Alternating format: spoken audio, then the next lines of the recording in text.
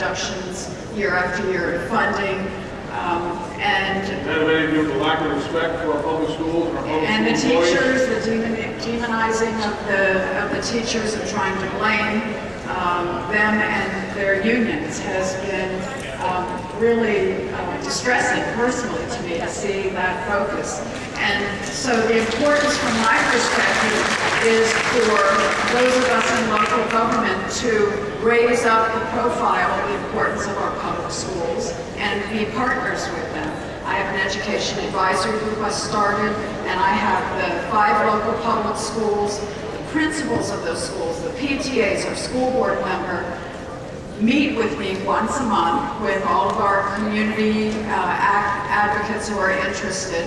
And the goal is, how can my municipality and my community support and strengthen our schools? What do we need to do to go out there and publicize and engage more support and more initiatives? I have an initiative right now raising hopefully a couple $100,000 to underwrite the cost of new technology for our schools, because our kids deserve it, they need it to be competitive, and it's as much our responsibility, I think, as our school boards to go out there and fight for our public schools. That's great.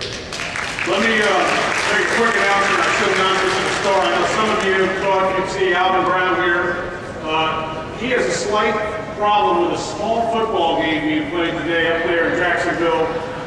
I think it's a game between the University of Florida and the University of Georgia. And I think he had some speaking obligations leading up to that game, so he wasn't able to join us. And then John March has actually had to leave for a trade delegation, which as Democratic mayors we have to do. We go on trade delegations to try to bring back jobs, to help our economy, and to help our citizens make sure they're employed and they're working. And on that point, Bob, would you comment briefly what you're doing in terms of creating jobs and trying to stimulate our local economy? Thanks, Jack. You're absolutely right. In 2 weeks, I will leave to go to Israel to meet with some of the Israeli simulation companies that are doing cutting-edge technology and hopes of bringing it back to Florida and tied to the universities. You know, Jack, one of the reasons that I think I was successful is I talked about how we could move from an old economy to a new economy. I've got a 6-year-old daughter and a 10-year-old daughter. I'm not raising my kids. My wife and I are going to do the best we can to send them to the best schools that we can, to lose them to Raleigh, Durham, to Austin, Texas. I don't know, he was here last night. The brain drain from Florida to some of these other emerging Sunbelt communities and Sunbelt states has got to stop. And so we've got to figure out how we transition from an old Florida economy that's based on cheap land and cheap labor and cheap taxes to a new economy that will build value-added jobs and create the type of wealth that all of us aspire for. And so in Florida or in Tampa, we're changing that paradigm. We're changing Tampa's economic DNA. We're looking at those institutions like the universities and the Moffitt Cancer Center and the Tampa General Hospital as our blueprint for the future. Those will create the jobs that will attract our best and brightest kids to stay in our state and attract the best and the brightest from other places to come here. We can't do the same thing the way we've been doing it with the same folks, with the same economic strategy, and expect to succeed. We've got to change the way we do business, and that requires a fundamental shift in the paradigm of how we look at economics. We can't just sell this state on beaches and sunshine. We've got to sell this state on intellectual capital and making sure our best and brightest stay here.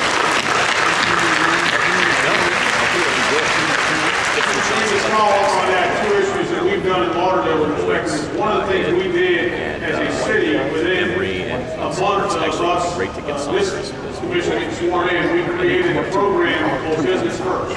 And it's a program to work with small business, to work with those startup businesses, and to create an environment where small businesses can be successful, can grow, and can hire.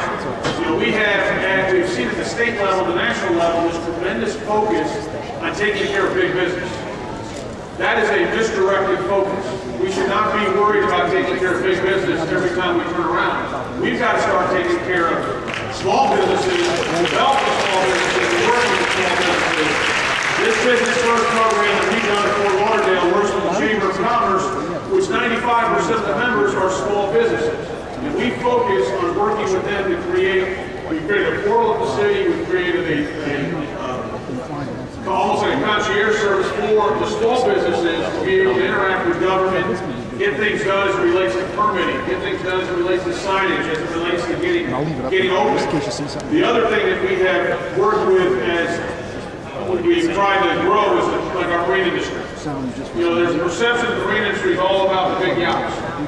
We in the city of Fort Lauderdale realize that every one of those yachts generates 13 or 14 jobs in the service industry. People have to service those yachts. People have to build those yachts. People have to work on those yachts. And we in the city of Fort Lauderdale have bent over backwards now to bring back our marine industry. This is an industry that up until a couple of years ago had a $15 billion economic impact in the state, $9 billion of which was in Broward County. But we got so focused on worrying about a few select companies in the marine industry that we left the jobs behind. We left those that are working in the marine industry behind. And at the city of Fort Lauderdale, we have refocused ourselves to make sure we continue to create jobs in the marine industry, have the working waterfronts, and make sure that the economic environment is conducive to success in the marine industry. Let me just ask Mayor Craig Lowe out of Gainesville again, just comment on perhaps something you've done to stimulate jobs. Yes, and of course, in Gainesville, education is not just an activity for learning, it's actually an industry in Gainesville. Gainesville is the home of University of Florida Gators. And we actually export knowledge to the rest of the state and to the world. Also, we use that knowledge to harness it for local jobs. And in partnership with the University of Florida, there is an incubator, business incubator, that is being established that will utilize the research that is done at the University of Florida for commercial purposes to stimulate economic activity, and especially in Gainesville. Also, the investments that I spoke of with respect to energy also have huge economic development potential to them. But again, when it comes to education, right now, we can't help but be a little bit nervous because, frankly, we have a governor who views education the same way that Republicans view health care, that not everyone should be able to access it. Also, we have a governor that wants to tinker with higher education when actually without having the expertise in higher education. So it's very important to our community, and I believe for the entire state, that we maintain and keep improving the viability of our educational system for the future of our state. Great. You know, one of the other issues that we've been reading about out of Tallahassee is the issue of soliciting emails. Anybody know anything about that? You guys all check your servers and see if those emails are on them anywhere?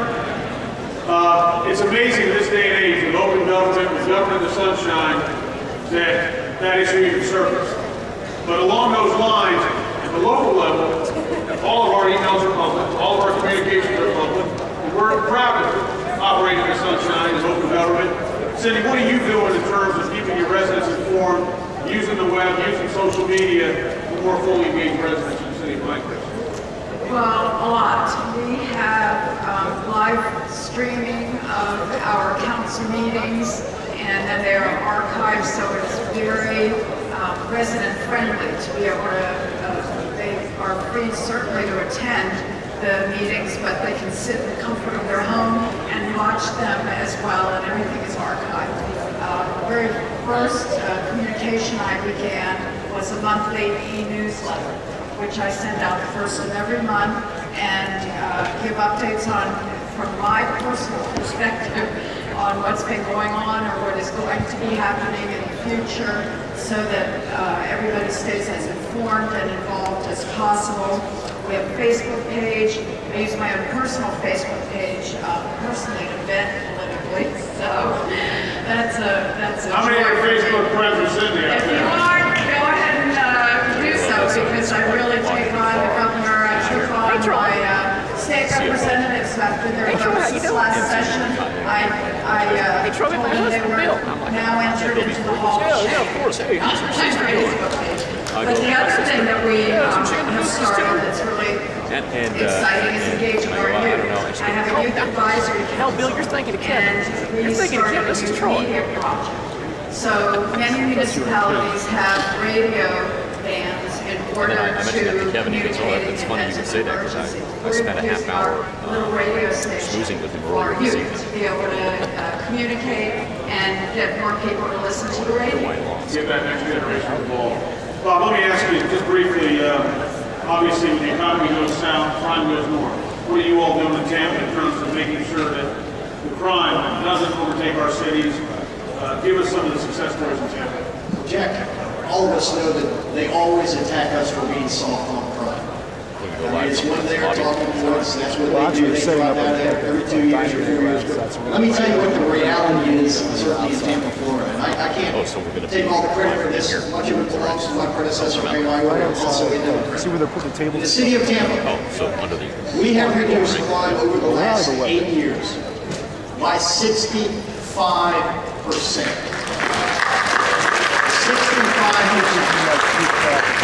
You know what that means? That means in my city that there is 100,000 less victims. That's me and my neighbors and my family and my friends. That is a Democratic strategy on crime enforcement. Let them say in Tampa, Florida, that we are soft on crime, and you go ask any of the criminals and you'll see how soft we are.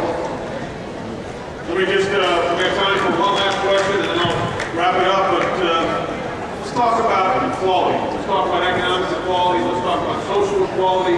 What are you doing in Gainesville in terms of making sure that we treat everybody equally as set forth in our founding fathers' documents? Well, thank you very much for that question. Equity is something that's very important to the city of Gainesville. Equality across the board, that's a goal that we seek to achieve.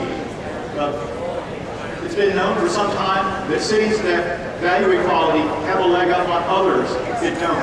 The city of Gainesville is a leader in equality in that we have established a human rights ordinance that includes sexual orientation and gender identity. We have domestic partner benefits for our city employees, and we have a domestic partner registry that gives the LGBT community as much equality in Gainesville as state and federal law will allow. Yes, it's been shown that companies that want to create the creative class types of jobs that have higher wages want their employees to feel welcome in their own community. Also, economic equity is very important. Disparity between rich and poor in tax policies that do favor the wealthy and inhibit upward mobility. We've heard a lot about the 99%, and that's very much an issue in Gainesville. We have, unfortunately, a disparity, but we are working within our Community Redevelopment Agency and other targeted economic development values to keep moving forward to chip away at the equity. But I will have to say this, that achieving social equity is not going to be accomplished by sleeping in parks. It will be accomplished by electing Democrats. Well, as we wrap this up, let me once again thank Mayor Bob Buckler from Tampa. Great job over there. I want to thank Mayor Craig Lowe from Gainesville, Mayor Cindy Lerner from Pinecrest. Cindy wanted me to mention there's a Democratic Municipal Officials Florida chapter that will be meeting today at 4 o'clock. Cindy does chair that. If you get a chance, you can catch her on the way out, find out some details about that and where it's being held. But what you've heard this morning is that at the local level, in our cities throughout the state of Florida, we're focusing on jobs, we're focusing on small business, we're focusing on stimulating our local economy despite what they're unable to do at the state and national level. We're focused on the environment, as you've heard about. Focused on budgeting. We got to balance our budgets, and we balance our budgets in a fair way. We focus on public safety. Bob says they call us soft on crime. Every one of our cities, I think crime rates have gone down during this term as mayor. We focus on the quality of life. One of the most important issues we have is the quality of life for our communities, and that's an environmental issue. We've got to make sure we protect our quality of life. And then the last issue is respect for all. There is no reason why we can't show respect for all here in the cities in this great state of Florida. And I think what you're seeing is that we've got a great bench here that's going to work hard to make sure that the state of Florida comes back better than ever, stronger than ever, and the Democratic Party in Florida will be successful. So thank you all for coming out this morning.